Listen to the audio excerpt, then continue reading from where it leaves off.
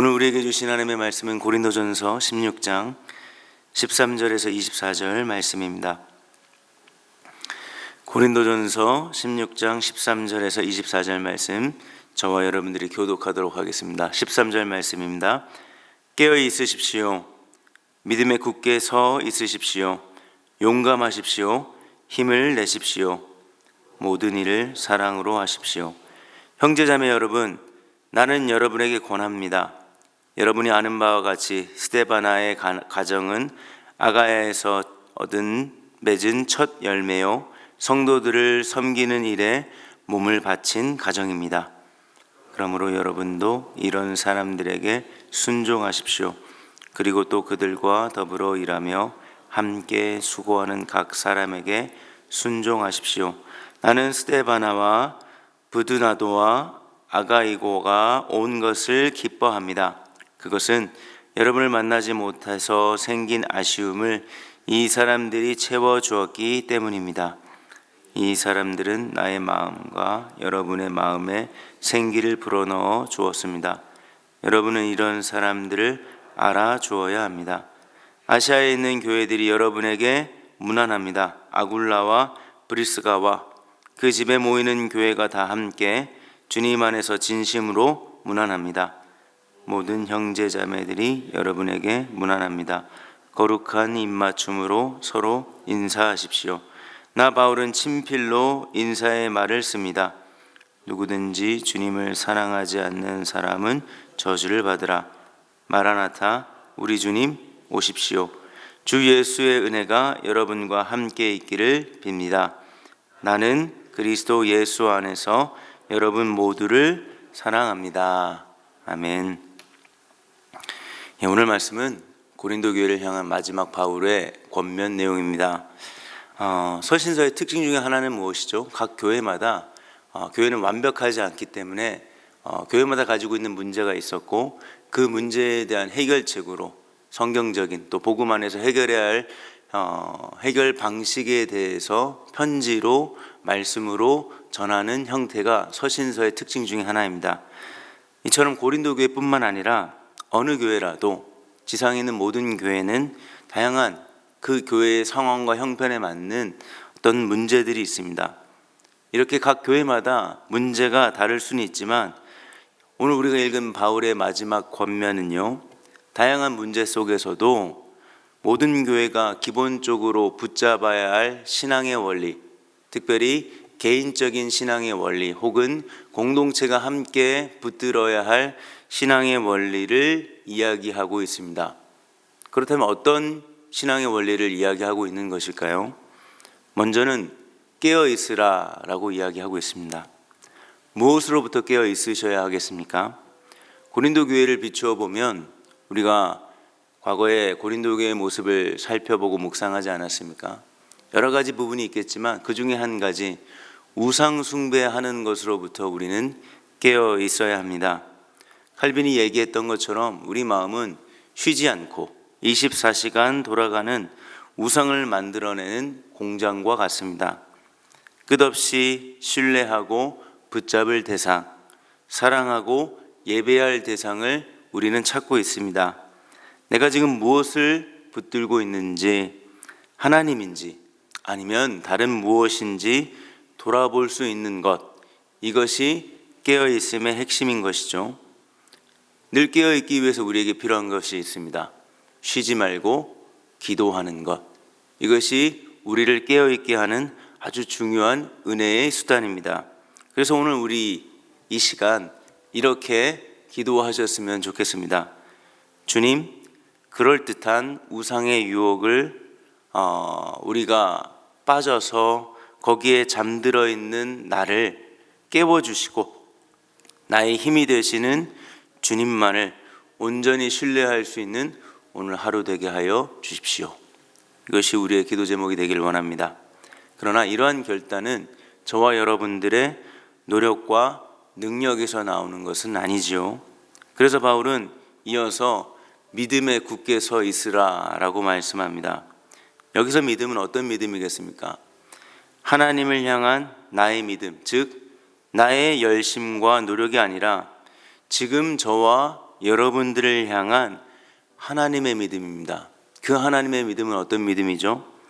언제나 사랑으로 대하시는 신실하신 하나님의 태도입니다.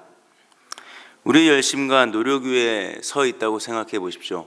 여러분들의 신앙이 나의 열심, 노력의 기초로 서 있다 생각해 보시면 하루에도 우리는 수없이 수백 번 흔들릴 수밖에 없습니다. 마치 롤러코스터를 타듯이 오르락내리락을 수없이 반복할 수밖에 없는 우리입니다. 다시금 우리가 서 있는 곳이 어디인지를 오늘 바울의 권면을 통해 확인하셨으면 좋겠습니다. 나의 신실함이 아니라, 나의 열심이 아니라 주님의 신실하심입니다.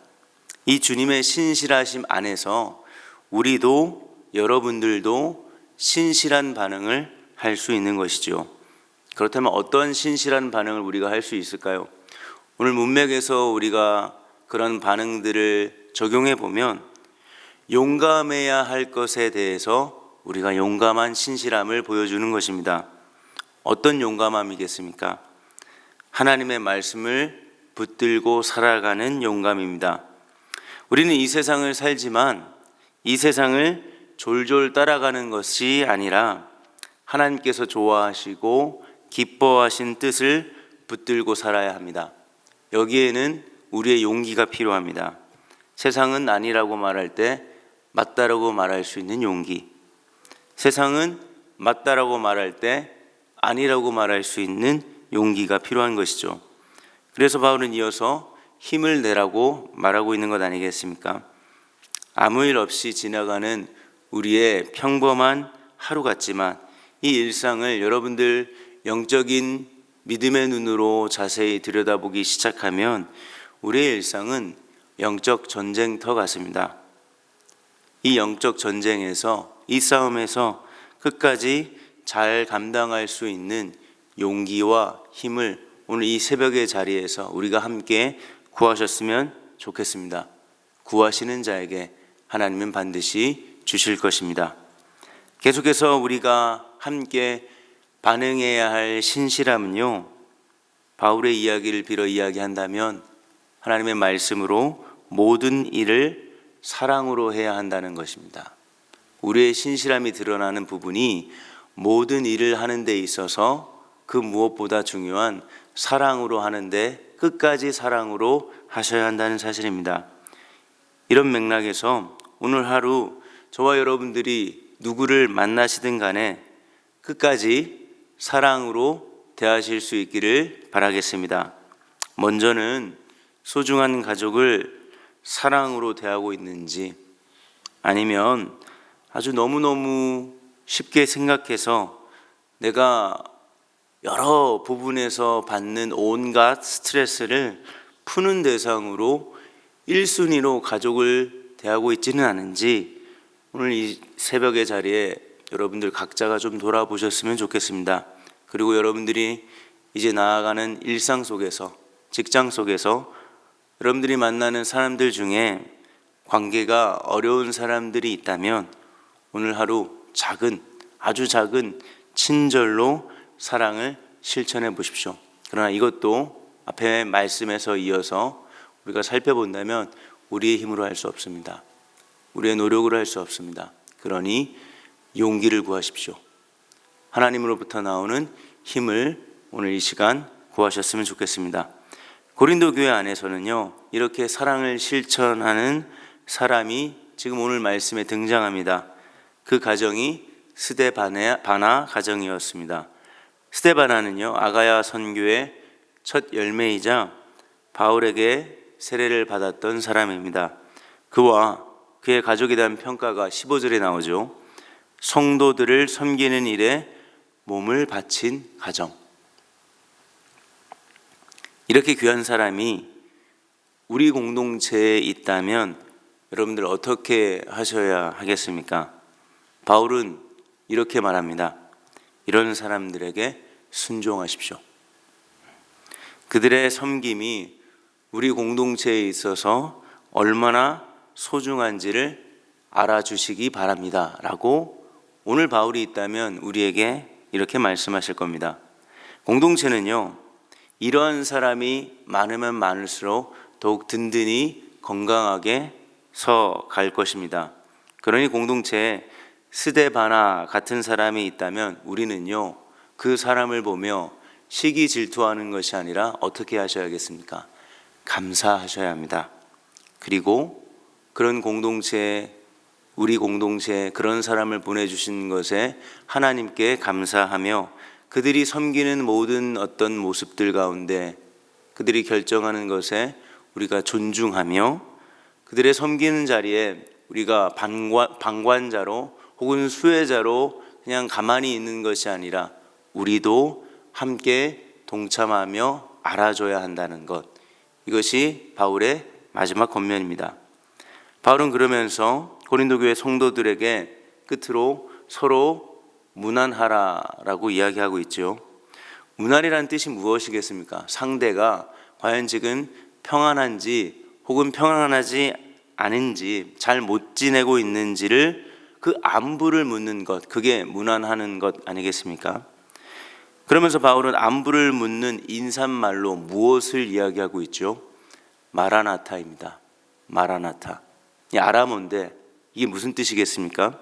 우리 주님 오십시오 라는 뜻입니다. 주님이 다시 오시기 때문에 바울이 앞서 말한 권면들 깨어서 믿음 위에 굳게 서서 용감하게 힘을 내며 모든 일을 사랑으로 하는 것들을 미루거나 게으르지 않도록 그렇게 하고 있는 지체들이 있다면 그 지체들을 살펴보는 것, 그것이 무난 인사하는 것입니다. 단순히 형식적으로 인사말로만 인사하고 끝나는 것이 아니라 이렇게 이 권면대로, 이 신앙의 원리대로 주님이 다시 오실 것을 기다리며 살아가지 않고 게으르고 미루고 있는 사람들이 있다면 우리는 서로 관심을 가지며 돌보며 권면하셔야 합니다. 또 반대로 이렇게 열심히 살다가 지친 우리의 믿음의 형제 자매들이 있을 수 있죠. 낙심한 형제 자매들이 있을 수 있습니다. 그들을 찾아내어 문안해야 합니다. 다시 일어날 수 있도록 우리가 위로하고 격려해야 합니다. 이 일에 우리는요, 어떤 특정한 인물, 이런 일 하면 떠오르는 그 사람만 하는 것이 아니라 서로 해야 함을 서신서는 항상 강조합니다. 서로 뭐뭐하라. 우리가 서로 문안하는 일에 있어서 우리가 힘을 내셨으면 좋겠습니다. 이것이 사랑하는 구체적인 모습입니다. 끝으로 사랑으로 대하는 모습의 또 다른 모습이 바울의 표현으로 등장되죠. 거룩한 입맞춤으로 서로 인사하는 것. 이 입맞춤이라는 형식은요, 각 나라와 문화에 따라 다르게 적용될 수 있습니다. 그걸 각 모든 나라가 문자적으로 그대로 적용하진 않아도 되지요. 그러나 중요한 건 무엇이겠습니까? 입맞추는 이유입니다. 입맞춤의 의미죠. 그 의미는 어떤 것이죠? 주 안에서 하나된 성도들이 누구나 한 가족 되었음을 보여주는 모습입니다. 고린도 교회 안에는요, 지금 노예도 있고 자유인도 있습니다.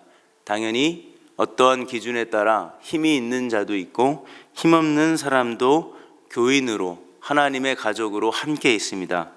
그래서 고린도 교회 안에서는요, 끼리끼리 나와 맞는 사람끼리 입맞추며 인사하는 것이 아니라 다른 누구라도 나와 다른 사람이라도 서로 입맞추며 우리가 세상에서는 서로 하나 될 수 없을지 모르지만 주 안에서는 우리가 이제 하나 되었음을 보여줘야 하는 것이죠. 이럴 때 입맞춤은요, 그냥 입맞추는 것이 아니라 하나됨을 보여주는 구별된 행위로 비로소 거룩한 입맞춤이 되는 것입니다. 이런 맥락에서 우리 자신에게 오늘 말씀 앞에서 스스로 물어보셨으면 좋겠습니다. 우리에게는 하나됨을 보여줄 수 있는 인사가 과연 무엇일까요? 오늘날 우리에게 혹은 각자에게 하나님이 말씀하시는 거룩한 입맞춤이 무엇일까요?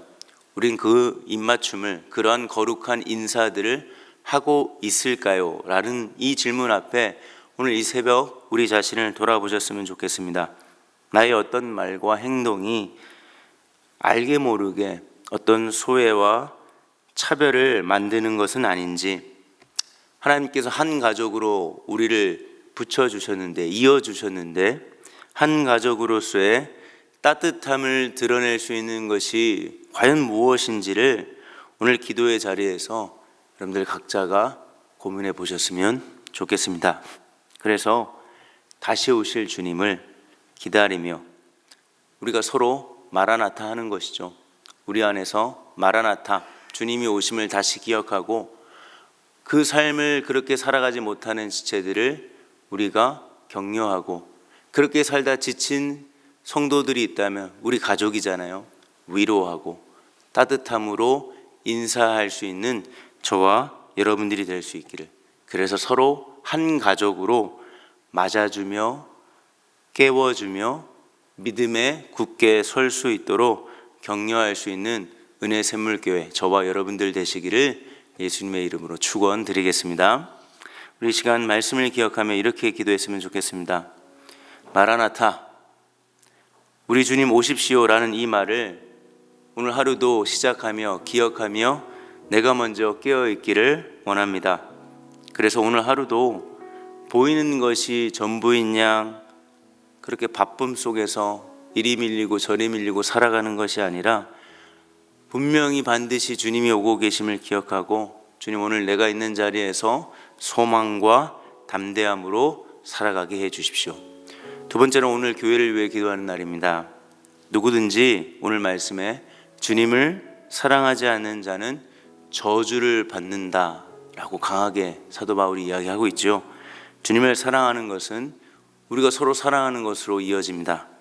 서로를 무난하고 사랑하는 것으로 주님을 사랑하는 것이 드러납니다. 우리 교회가, 우리 은혜선물 교회가 소외와 차별 없이 한 가족으로 서로를 대하며 각자가 어떻게 지금 지내고 있는지 면밀히 살피며 안부를 물을 수 있는 공동체가 될 수 있도록 기도하셨으면 좋겠습니다. 우리 이 두 가지 기도 제목을 가지고 함께 기도하며 각자 개인의 기도의 자리로 나아가도록 하겠습니다. 기도합시다.